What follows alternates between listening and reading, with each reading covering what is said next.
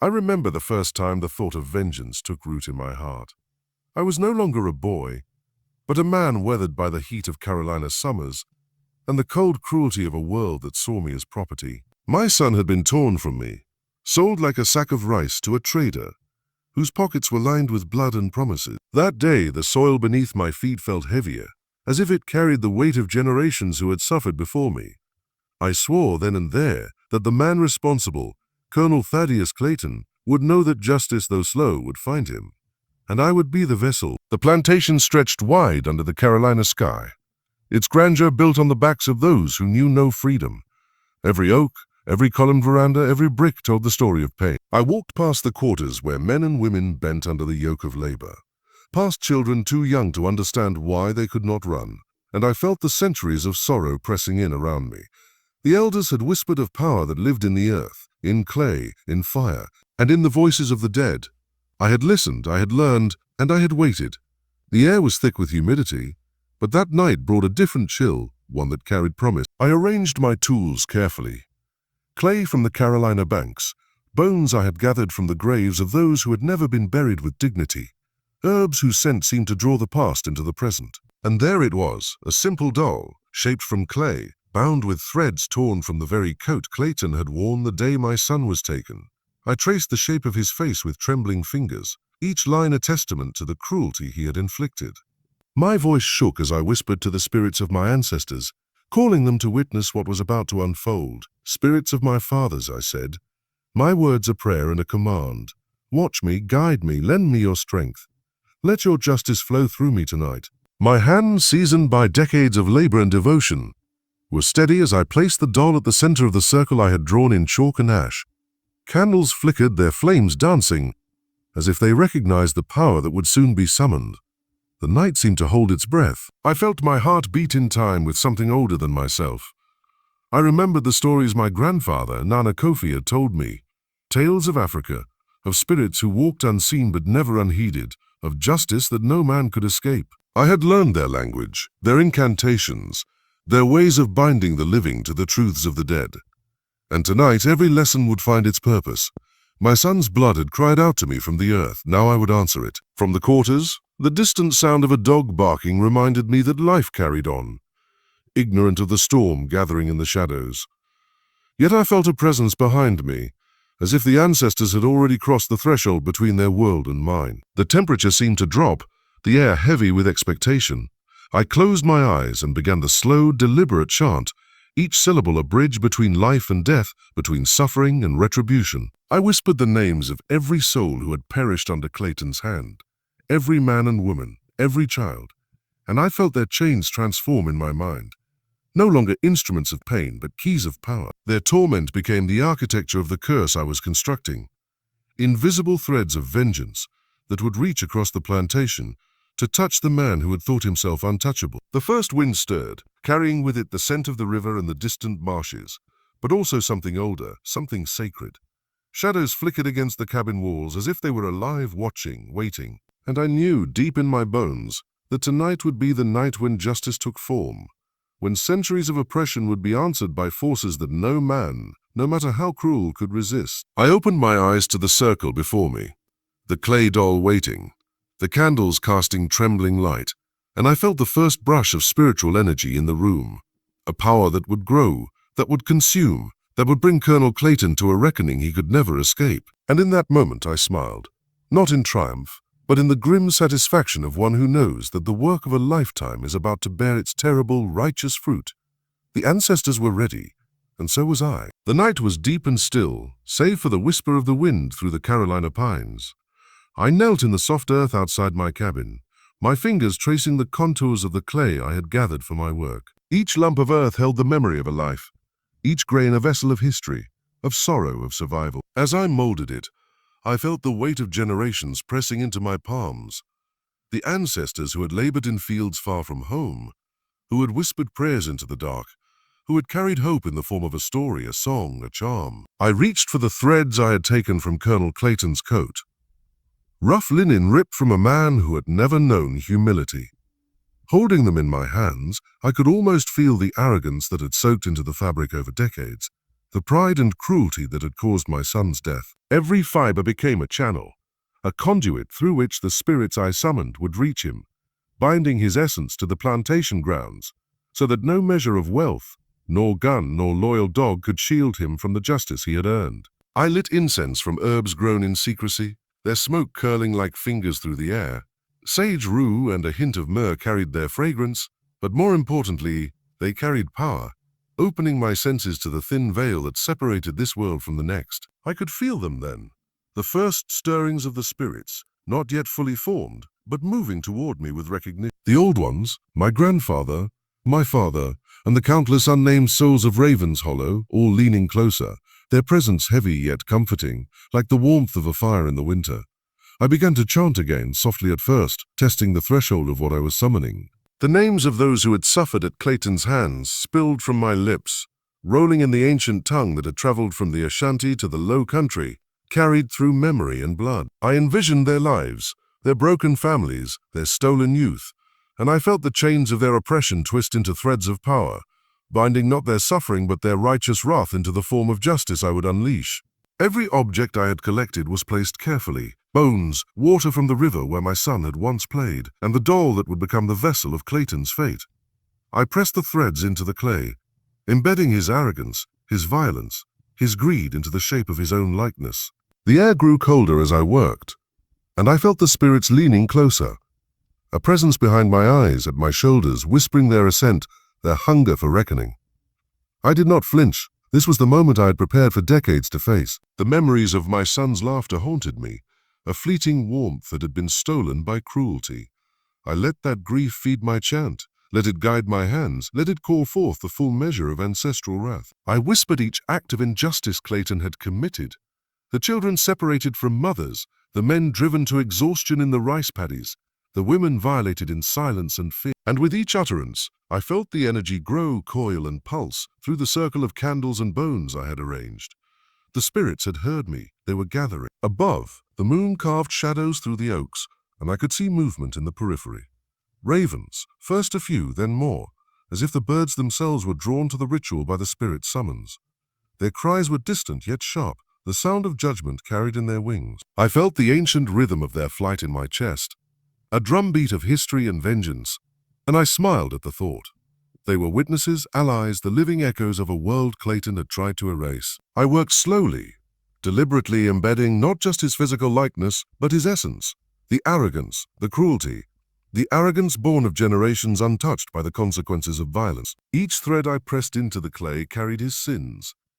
Each line I etched into the face of the doll a mirror for the suffering he had caused. The circle of candles flared as if in agreement, shadows twisting and stretching, creating shapes that spoke of the old continent, of rivers, of ancestors' eyes watching from beyond. The night deepened. My hands were sore, my back ached, yet I felt a surge of power that made every ache worthwhile. I whispered a final invocation for the spirits of Raven's Hollow. Come forth, bear witness, lend your strength. Let your chains become the instruments of his reckoning. Let the blood spilled in injustice call the wind, the earth, the sky, and the creatures to his judgment. The words hung in the humid air, thick with anticipation, vibrating like the strings of a drum only spirits could hear. I paused, hand on the clay, feeling the weight of all that had come before and all that was about to unfold. The night was alive, not with sound alone, but with the energy of history itself, the sorrow and anger of centuries bending toward a single point of justice. Tomorrow Clayton would awaken to the first whispers of his reckoning. Tomorrow, the chains would no longer belong to the dead. They would belong to him. I stood, brushing dirt from my hands, feeling the cold sweat on my back. The ritual had begun, and with it, the slow, inevitable weaving of fate that would tie a man who had shown no mercy to the very land and spirits he had sought to dominate. In that quiet, charged night, I knew that Raven's Hollow would never be the same. Neither would he. The first signs of their arrival were subtle, almost imperceptible.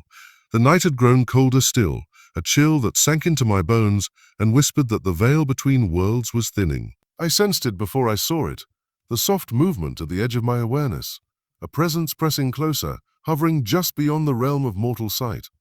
My heart pounded, not in fear, but in anticipation. This was the moment I had spent decades preparing for. The moment when the ancestors themselves would lend their strength to my work. I closed my eyes and felt the energy coalesce around me, The spirits of my father, my grandfather, the unnamed slaves who had perished on this land.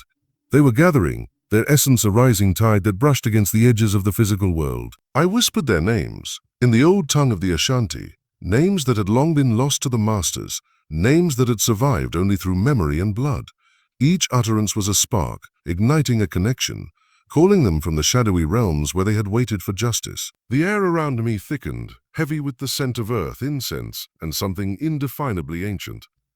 I could feel the temperature drop further, my breath clouding in the darkness as though winter had arrived in the heart of summer. Shadows began to twist unnaturally among the oaks, moving with intent, stretching in ways that defied the logic of light. Then I saw them, the first forms, faint and flickering, like candlelight trapped in the shape of a human body. They were my ancestors, yes, but also the spirits of the enslaved, the victims of Clayton's cruelty. Their eyes burned with a light that no earthly flame could produce, eyes that carried grief, rage, and an unbreakable resolve. From the treetops came another sound, the first cry of the ravens, one, then another, until the chorus grew into thousands.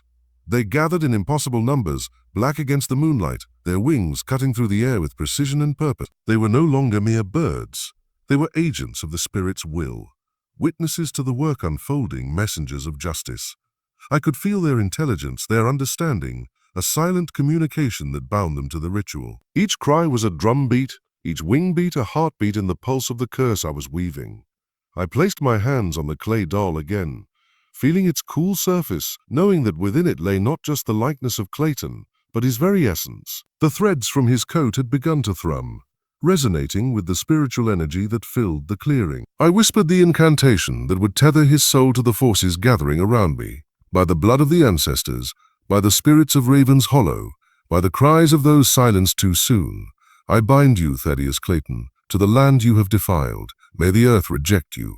May the wind carry your cries. May the living and the dead deny you peace. The first spirits reached me then, brushing against my shoulders, their presence like a weight and a comfort all at once. Nana Kofi, my grandfather, appeared before me fully, a towering figure wrapped in the colors of memory and power. His eyes held the authority of centuries, the wisdom of the old priests who had survived chains and whips. And yet his gaze softened for me, a recognition of the grief and sacrifice that had brought me to this night.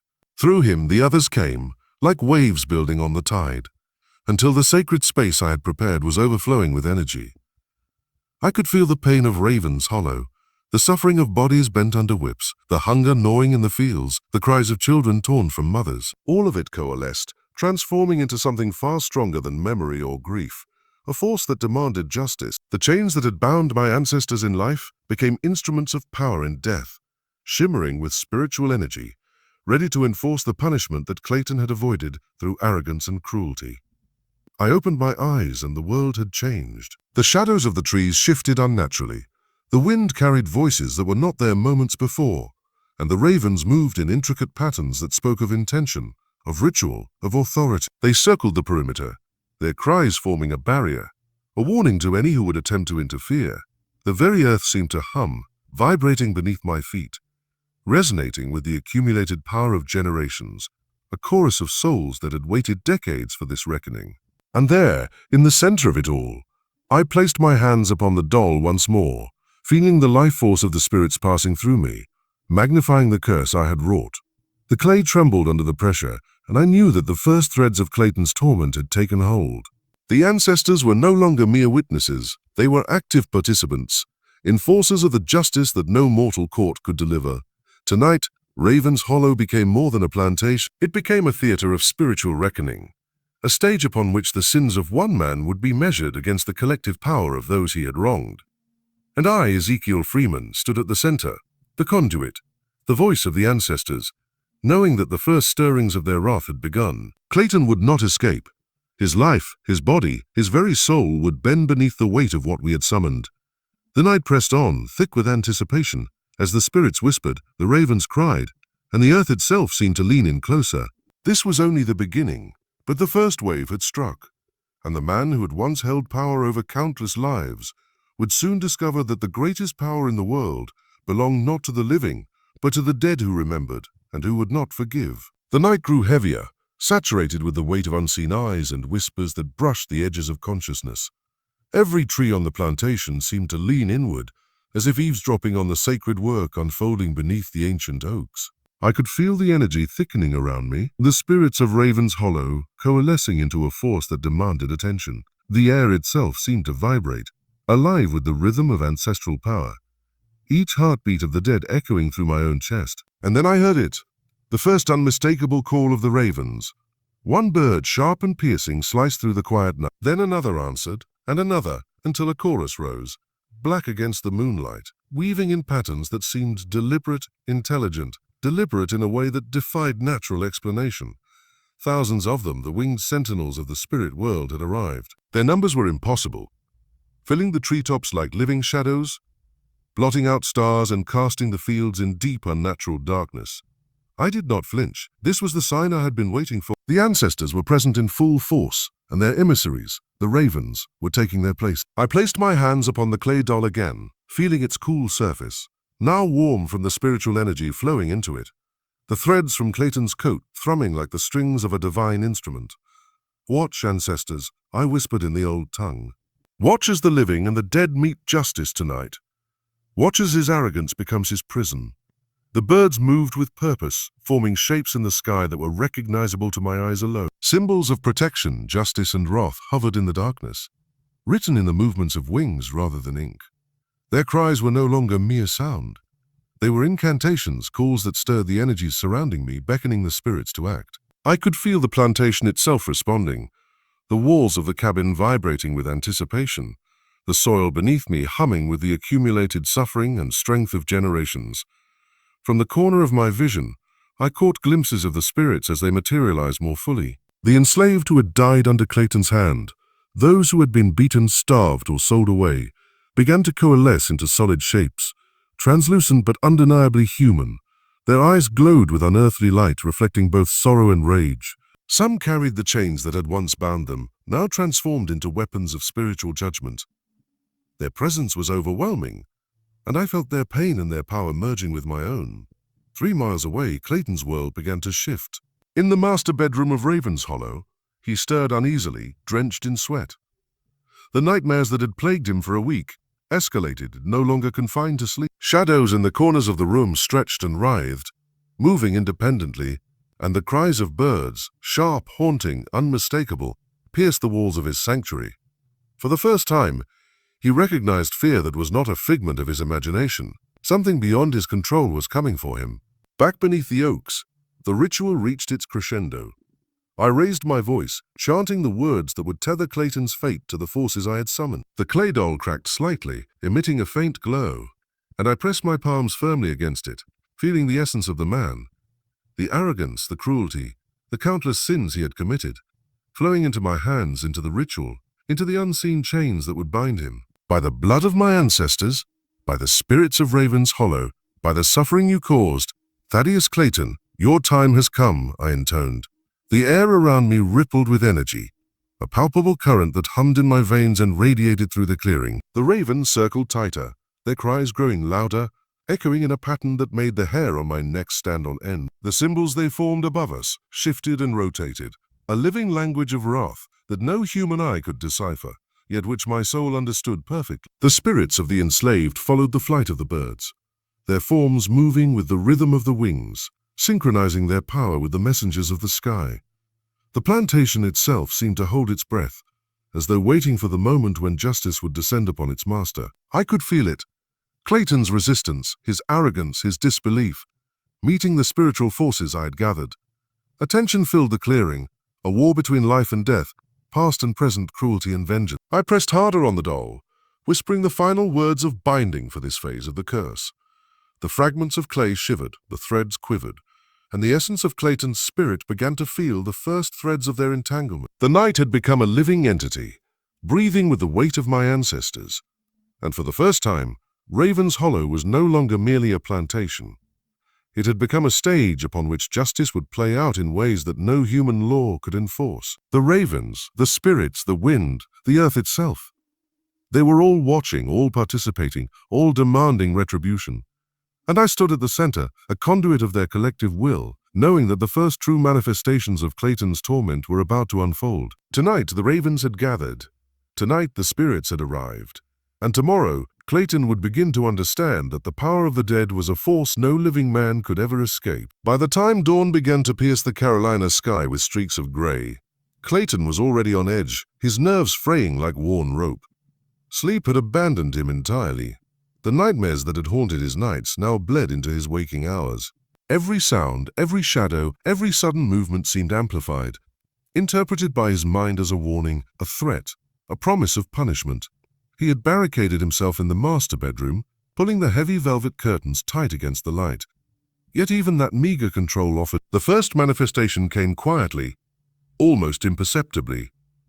A chill descended, unnatural and biting, seeping through the thick silk sheets, curling around his spine. His breath misted in the cool air despite the warmth of the room. Then came the whispering, soft at first, seeming to come from the corners, the floorboards, the walls themselves.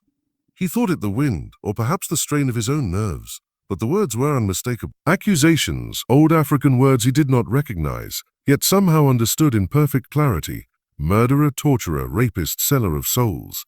Clayton staggered, clutching at the bedpost for balance. The air grew heavier still, pressing down on his chest as if the spirits themselves were leaning in to inspect the man who had caused them such suffering.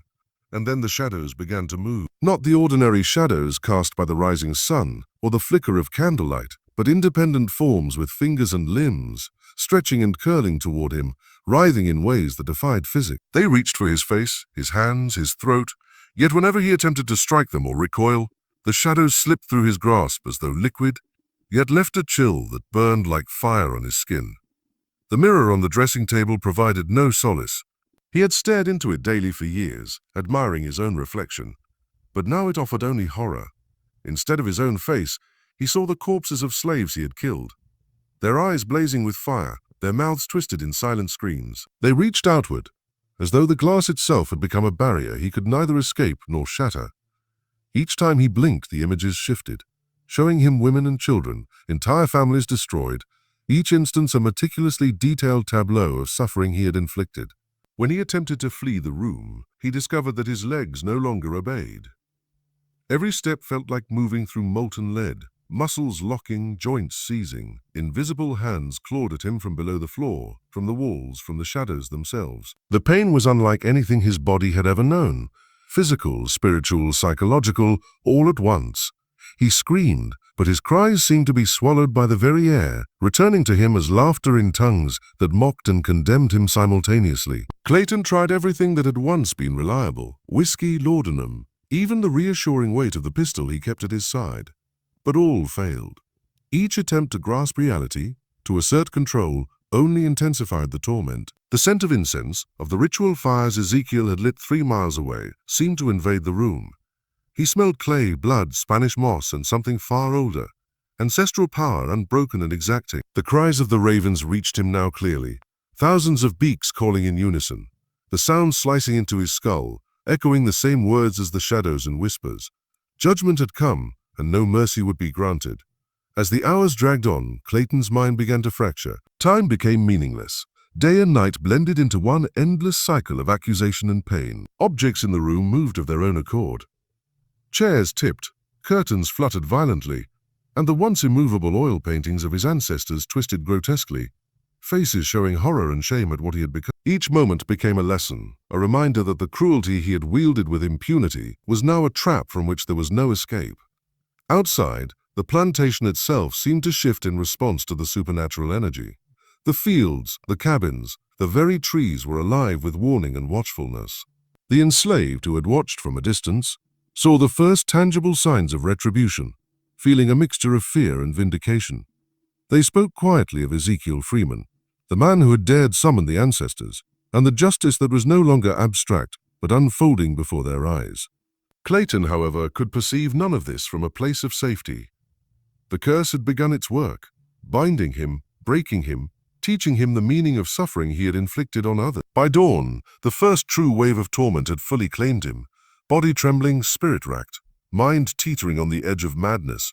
The whispers continued, the shadows writhed, and the ravens above cawed in judgment. For Thaddius Clayton, the first chapter of his punishment had begun, and there would be no respite, no mercy, and no return to the world he had once dominated. By midday, The first signs of Clayton's corporeal decay began to manifest. At first, they were subtle. The skin on his hands darkened in blotches, small veins standing out like twisted ropes beneath the surface. He tried to hide them under his gloves, but the marks spread with terrifying speed, creeping up his arms and across his chest. Every breath felt like inhaling ash. Every heartbeat echoed with a hollow emptiness that seemed to vibrate through his very bones. The room's temperature shifted erratically, alternately suffocatingly hot and impossibly cold, as if the spirits themselves controlled the climate, bending the laws of nature to their will. The shadows had grown more aggressive. They no longer lingered in corners. They slithered along the floors and ceilings, crawling over furniture, occasionally coiling around his legs or arms, with a pressure that could not be resisted. Each encounter left him weakened, his strength sapped, his mind swimming with images of the lives he had ruined. Their voices rose in a chorus, accusing, condemning, mocking. African words he did not know yet understood perfectly rang in his ears. Torturer, rapist, murderer, destroyer of families. Even his own tongue seemed to betray him, mouthing the words of accusation along with the spirits.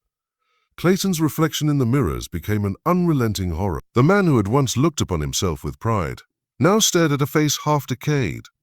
Eyes sunken and blackened, lips cracked and weeping ichor that smelled faintly of blood and rot. It was not mere illness. This was a supernatural unraveling, a disassembly of body and soul orchestrated with precision by Ezekiel's ritual. Every movement of his body became laborious. Even lifting a hand to his face felt as though invisible cords held him back.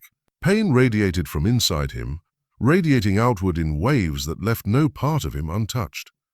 The Spanish moss in the oaks surrounding the plantation stirred violently, brushing against windows and doors with no breeze to explain it. The ravens had grown in number, their cries forming patterns that seemed to communicate complex messages, almost like military signals.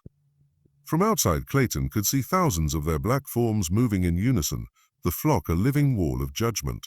Their eyes reflected something ancient, intelligent, and terrible, an acknowledgement that his crimes could not be ignored.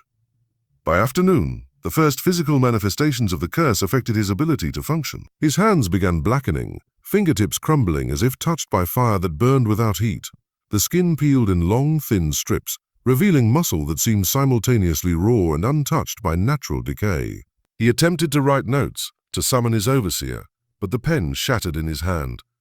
Even the quill's ink refused to flow, instead forming words that spelled only his guilt, etched in letters no one else could read. Clayton's screams echoed through Raven's Hollow, piercing the air, yet they summoned no help. The enslaved people watched from a distance, understanding that the justice unfolding before them was not only deserved but necessary. For decades they had endured brutal whippings, the theft of their children, the relentless terror of a man who wielded life and death as toys. Now they saw that the power dynamics had shifted entirely. Ezekiel's ritual had granted the oppressed an invisible hand that could strike across distances, rendering even the most fortified plantation mansion helpless. Even Marcus Whitfield, the overseer, began to notice changes. The dogs, which had always obeyed his commands, now refused to enter certain parts of the grounds. Tools malfunctioned in his hands, wagons collapsed under impossible weight. Shadows seemed to follow him too, albeit less violently than Clayton. The plantation's order, the rigid hierarchy maintained by fear, was dissolved. Nature itself had turned against the master class, bending to the will of forces they could not comprehend. As evening approached, Clayton was barely recognizable as a man. His flesh had begun to slow from his body, his movements jerky, erratic, each step an agony. His mind had become a battleground, with the spirits of the dead replaying their suffering in endless loops, ensuring that memory and conscience could no longer provide relief. His body was failing, but the curse had ensured that death would not come easily. His spirit was tethered to Raven's Hollow, bound to experience every torment he had imposed on others. The first night of full manifestation arrived with a terrifying clarity. As darkness fell, the mansion seemed to shrink around him. The oil paintings of his ancestors now leered at him in disgust. Mirrors reflected rows of the enslaved he had killed, silent yet accusing. The shadows became denser, darker, more tangible, and the whispers intensified, merging with the cries of the ravens in an unholy symphony that seemed to shake the foundations of the house itself. Every attempt at escape or resistance failed. Every door was heavier. Every floorboard groaned in complaint. and every breath burned with the memory of atrocities he could not undo. By the end of this first full day under the full weight of Ezekiel's curse, Clayton's body was decayed beyond recognition, his mind shattered into fragments of fear, guilt, and pain. The curse had taken hold entirely, ensuring that the man who had inflicted so much suffering could feel it all, multiplied, amplified, and eternal. Raven's Hollow, once a monument to his power, had become a prison of divine retribution, a spiritual arena where the master became a slave, and the oppressed delivered justice no earthly court could provide. By the following morning, Raven's Hollow itself seemed to pulse with awareness. The plantation had become an extension of Ezekiel's curse, a living entity animated by the wrath of the ancestors. The rice fields, once orderly and productive, were now grotesque landscapes of despair. Waterlogged paddies reflected the crimson dawn, the color of blood, and no plants would grow in the poisoned soil.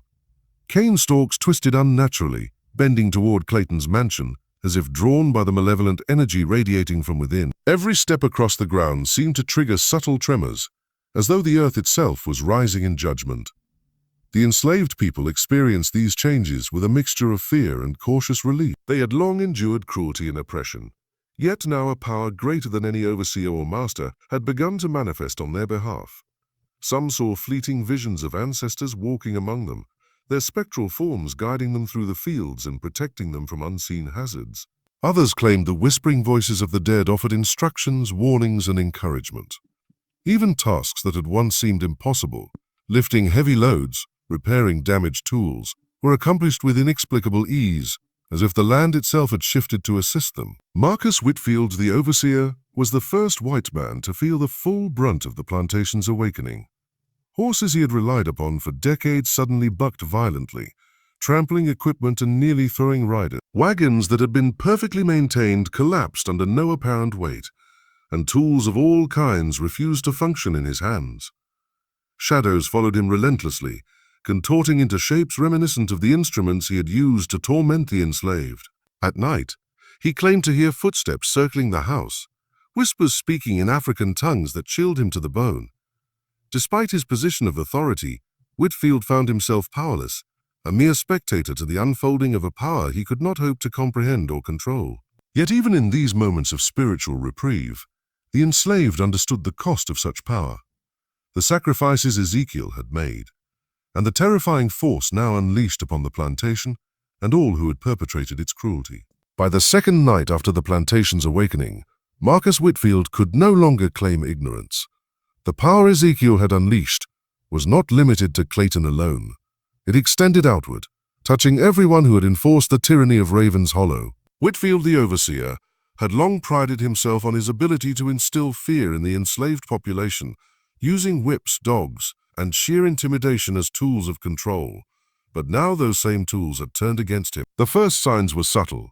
The hounds he had trained snarled and barked at him without provocation, their eyes reflecting not the loyalty he had conditioned, but the wrath of spirits beyond comprehension. The whips that had cracked across the backs of men and women refused to move according to his will. Leather straps stiffened as if hardened by unseen hands. The handles twisted painfully in his grip, leaving splinters in his palm. Tools of every kind, hoes, axes, plows, malfunctioned in his hands, snapping or bending without cause, as though the land itself rejected him. Each failure was accompanied by low, whispering voices in languages he did not recognize but could feel reverberating in his bones. Whitfield's nights were worse. Shadows moved independently of light, creeping along walls and ceilings with unnatural grace. Whispers followed him from room to room, sometimes audible only as a low vibration against his chest, other times sharp and clear, speaking words of condemnation. Occasionally, fleeting glimpses of figures he had once terrorized peered in mirrors and darkened corners, their faces twisted in rage and accusation. Sleep became impossible. When he attempted to rest, he was haunted by visions of his victims rising from their graves, their eyes burning with supernatural fire. The overseer sought guidance from the remaining clergy in the region, but his efforts only deepened his despair. Priests attempted exorcisms in Latin, invoking saints and angels to protect him. Yet every prayer was met with mocking responses, spoken in African tongues that mirrored those Ezekiel had mastered. Water blessed in holy rites boiled or blackened in his presence. Candles flickered violently, refusing to illuminate the darkness that had taken hold. It became clear that no conventional measure could protect him.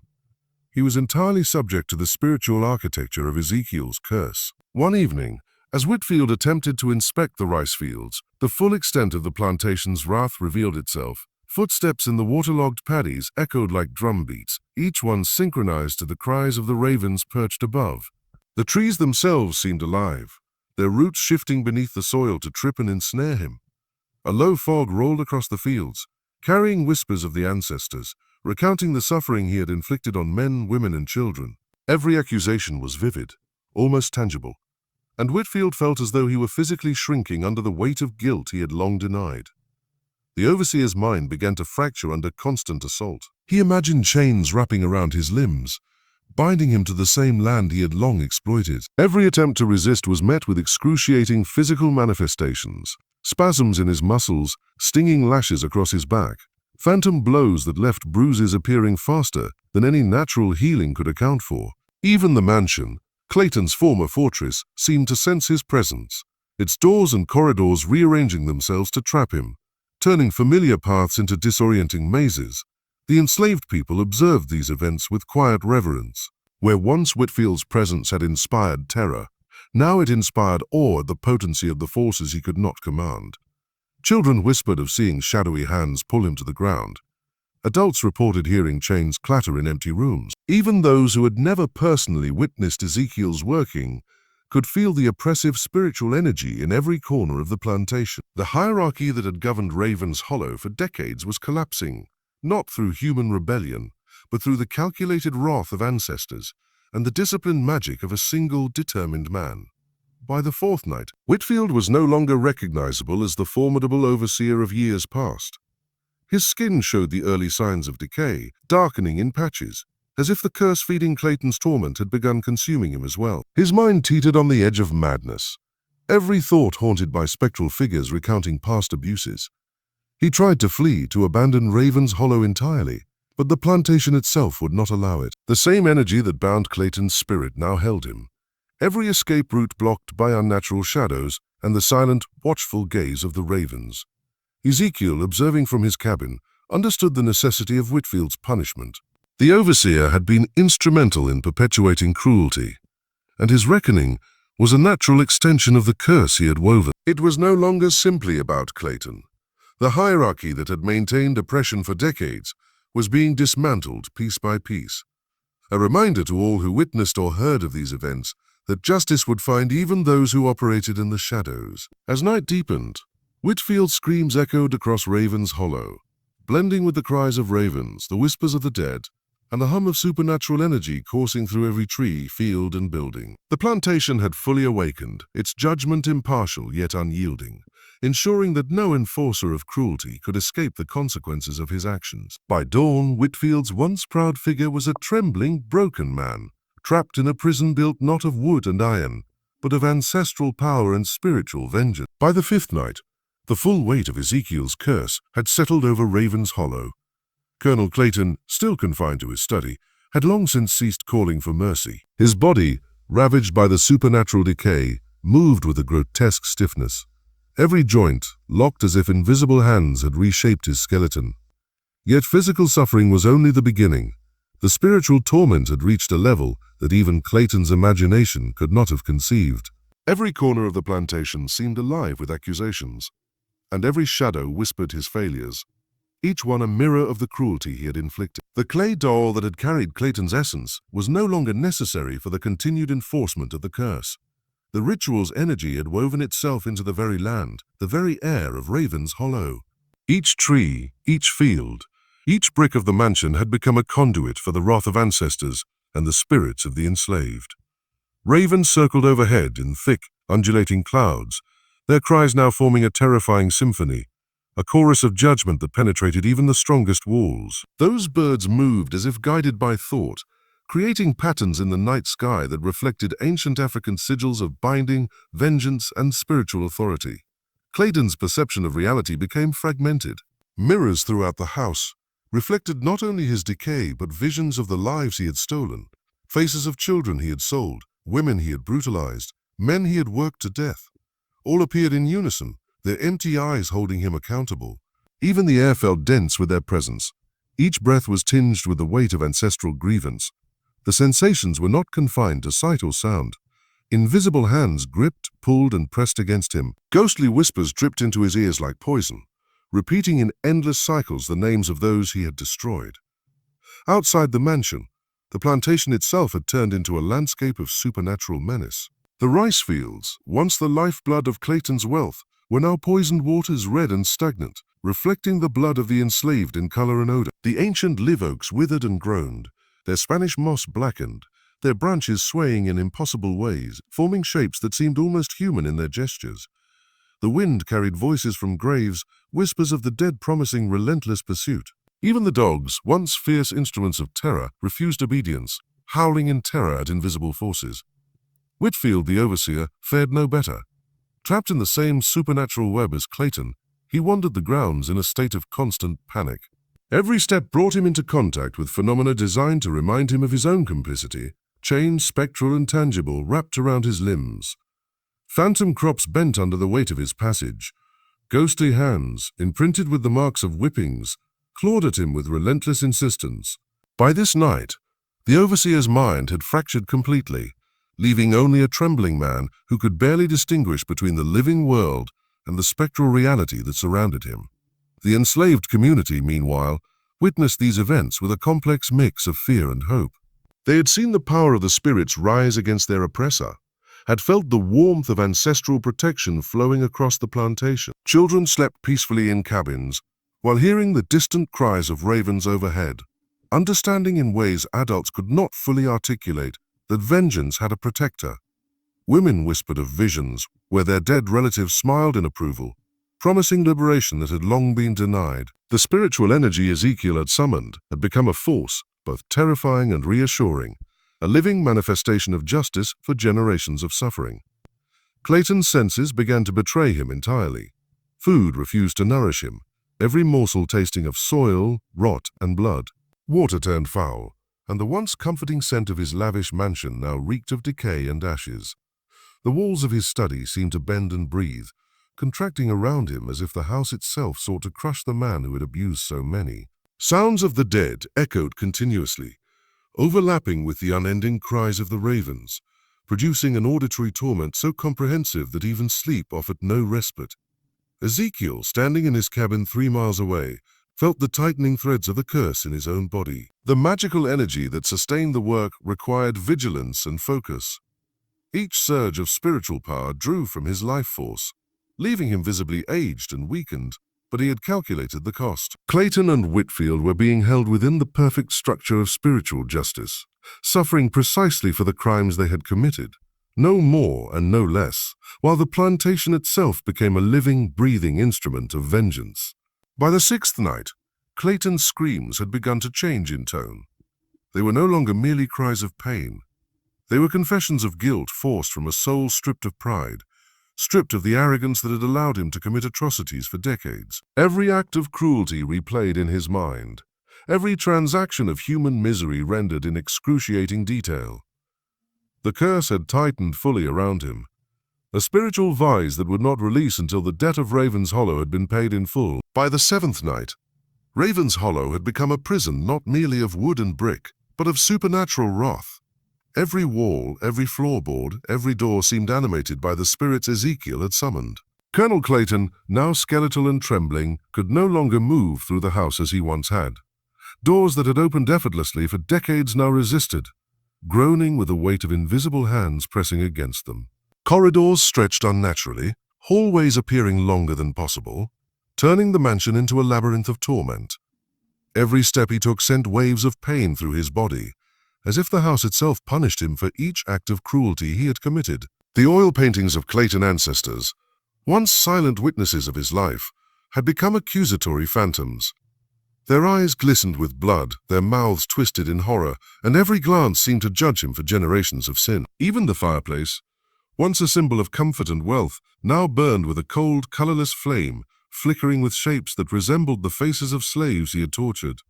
Smoke curled in unnatural patterns, forming names, dates, and the marks of lashes he had inflicted. Clayton could not look away. The visual accusations struck him like whips, punishing him with memories he had tried to bury. The mirrors throughout the house had become portals into a realm of the dead. Every reflection showed a distorted, rotting version of his body, but more terrifying were the figures standing behind him.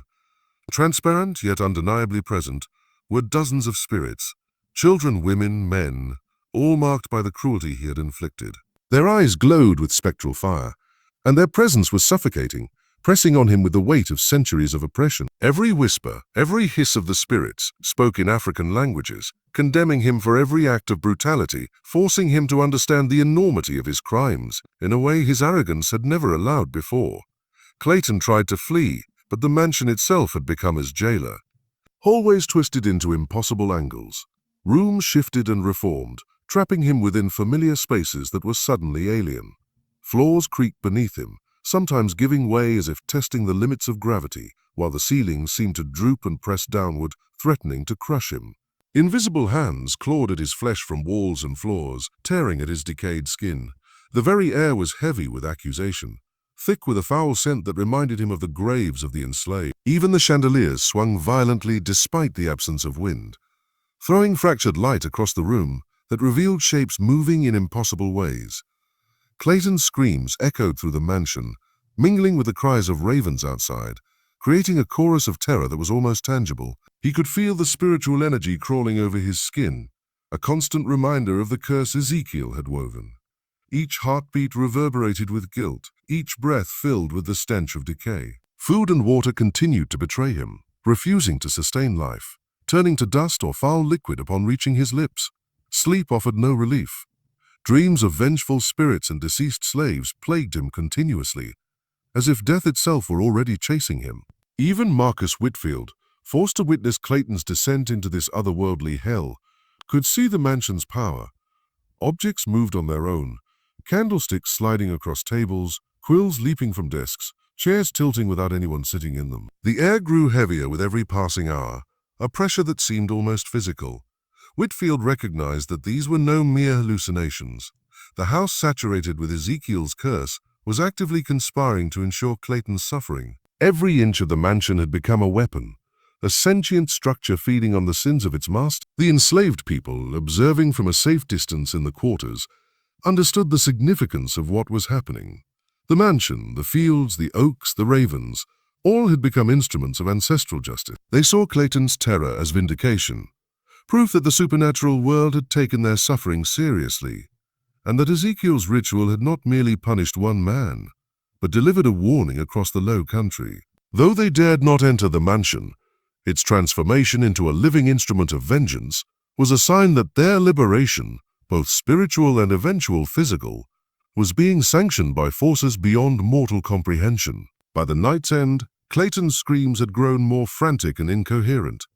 The mansion itself seemed to breathe around him, closing in, twisting and reforming constantly, ensuring he could not escape. Shadows reached for him. Mirrors reflected the dead. Paintings accused him. Floors and ceilings moved as if alive, and every breath he drew brought him closer to the abyss Ezekiel had meticulously crafted. Ravens circled above, their cries a constant, piercing reminder of judgment. In that cursed house, Clayton was no longer master. He had become the ultimate prisoner, trapped within both flesh and spirit, a living testament to the destructive power of cruelty when confronted by vengeance. By the seventh night, Raven's Hollow had become a prison not merely of wood and brick, but of supernatural wrath. Every wall, every floorboard, every door seemed animated by the spirits Ezekiel had summoned. Colonel Clayton, now skeletal and trembling, could no longer move through the house as he once had. Doors that had opened effortlessly for decades now resisted, groaning with the weight of invisible hands pressing against them. Corridors stretched unnaturally, hallways appearing longer than possible, turning the mansion into a labyrinth of torment. Every step he took sent waves of pain through his body, as if the house itself punished him for each act of cruelty he had committed. The oil paintings of Clayton ancestors, once silent witnesses of his life, had become accusatory phantoms. Their eyes glistened with blood, their mouths twisted in horror, and every glance seemed to judge him for generations of sin. Even the fireplace, once a symbol of comfort and wealth, now burned with a cold, colorless flame, flickering with shapes that resembled the faces of slaves he had tortured. Smoke curled in unnatural patterns, forming names, dates, and the marks of lashes he had inflicted. Clayton could not look away. The visual accusations struck him like whips, punishing him with memories he had tried to bury. The mirrors throughout the house had become portals into a realm of the dead. Every reflection showed a distorted, rotting version of his body, but more terrifying were the figures standing behind him. Transparent, yet undeniably present, were dozens of spirits, children, women, men, all marked by the cruelty he had inflicted. Their eyes glowed with spectral fire, and their presence was suffocating, pressing on him with the weight of centuries of oppression. Every whisper, every hiss of the spirits spoke in African languages, condemning him for every act of brutality, forcing him to understand the enormity of his crimes in a way his arrogance had never allowed before. Clayton tried to flee, but the mansion itself had become his jailer. Hallways twisted into impossible angles. Rooms shifted and reformed, trapping him within familiar spaces that were suddenly alien. Floors creaked beneath him, sometimes giving way as if testing the limits of gravity, while the ceilings seemed to droop and press downward, threatening to crush him. Invisible hands clawed at his flesh from walls and floors, tearing at his decayed skin. The very air was heavy with accusation, thick with a foul scent that reminded him of the graves of the enslaved. Even the chandeliers swung violently despite the absence of wind, throwing fractured light across the room that revealed shapes moving in impossible ways. Clayton's screams echoed through the mansion, mingling with the cries of ravens outside, creating a chorus of terror that was almost tangible. He could feel the spiritual energy crawling over his skin, a constant reminder of the curse Ezekiel had woven. Each heartbeat reverberated with guilt, each breath filled with the stench of decay. Food and water continued to betray him, refusing to sustain life, turning to dust or foul liquid upon reaching his lips. Sleep offered no relief. Dreams of vengeful spirits and deceased slaves plagued him continuously, as if death itself were already chasing him. Even Marcus Whitfield, forced to witness Clayton's descent into this otherworldly hell, could see the mansion's power. Objects moved on their own, candlesticks sliding across tables, quills leaping from desks, chairs tilting without anyone sitting in them. The air grew heavier with every passing hour, a pressure that seemed almost physical. Whitfield recognized that these were no mere hallucinations. The house, saturated with Ezekiel's curse, was actively conspiring to ensure Clayton's suffering. Every inch of the mansion had become a weapon, a sentient structure feeding on the sins of its master. The enslaved people, observing from a safe distance in the quarters, understood the significance of what was happening. The mansion, the fields, the oaks, the ravens, all had become instruments of ancestral justice. They saw Clayton's terror as vindication, proof that the supernatural world had taken their suffering seriously, and that Ezekiel's ritual had not merely punished one man, but delivered a warning across the low country. Though they dared not enter the mansion, its transformation into a living instrument of vengeance was a sign that their liberation, both spiritual and eventual physical, was being sanctioned by forces beyond mortal comprehension. By the night's end, Clayton's screams had grown more frantic and incoherent. The mansion itself seemed to breathe around him, closing in, twisting and reforming constantly, ensuring he could not escape. Shadows reached for him. Mirrors reflected the dead. Paintings accused him. Floors and ceilings moved as if alive, and every breath he drew brought him closer to the abyss Ezekiel had meticulously crafted. Ravens circled above, their cries a constant, piercing reminder of judgment. In that cursed house, Clayton was no longer master. He had become the ultimate prisoner, trapped within both flesh and spirit, a living testament to the destructive power of cruelty when confronted by vengeance. The sun rose over Raven's Hollow, painting the sky in shades of crimson and gold, but the light offered no comfort. The plantation, once a monument to the Clayton family's wealth and cruelty, now stood as a ruin haunted by forces that no living human could control. Colonel Thaddius Clayton was gone, his body claimed by death, but his spirit remained bound to the property, writhing in eternal torment. Visitors who dared approach the grounds reported seeing a skeletal figure wandering the rice fields, surrounded by thousands of black birds, forever carrying the weight of justice delivered. His ghostly cries mingled with the chorus of the ancestors, an endless lamentation that confirmed Ezekiel Freeman's work had achieved the impossible, the punishment of a master beyond mortal law. Ezekiel himself, weakened by the immense spiritual exertion required to perform such a ritual, could feel the cost of his victory in every bone and fiber of his being. His hair had turned pure white, and his once strong frame was frail. Yet his spirit carried the satisfaction of justice served. Surrounded by the community of freed spirits, the enslaved people who had once labored under Clayton's whip gathered at his cabin. Their eyes, wide with reverence, recognized him not just as a man, but as a conduit of ancestral power. They whispered his name with awe. The Voodoo Man, the man who had made a master pay for centuries of cruelty. For the first time in generations, the enslaved at Raven's Hollow experienced a measure of freedom. The collapse of the plantation's order, accelerated by the supernatural forces at work, created a vacuum that they filled with courage and agency.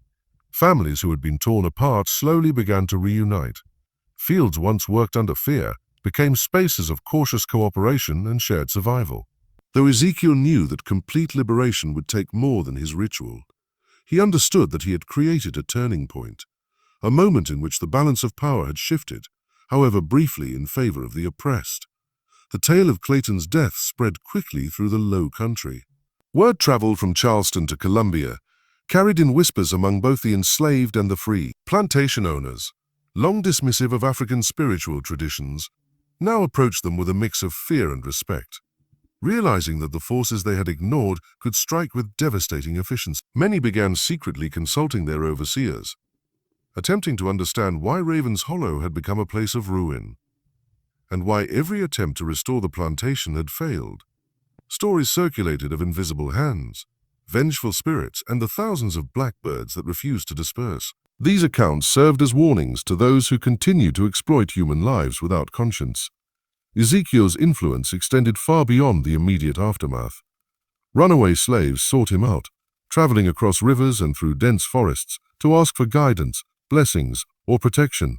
Even after Clayton's death, Ezekiel's cabin became a spiritual center, a place where the knowledge of the ancestors was preserved and passed on to those willing to learn. He trained a select few, imparting not just spells or rituals, but the deeper understanding of responsibility and the cost of wielding such power. Every student left with the awareness that magic was a force to protect, to enforce justice, and to serve the community, never for personal gain or cruelty.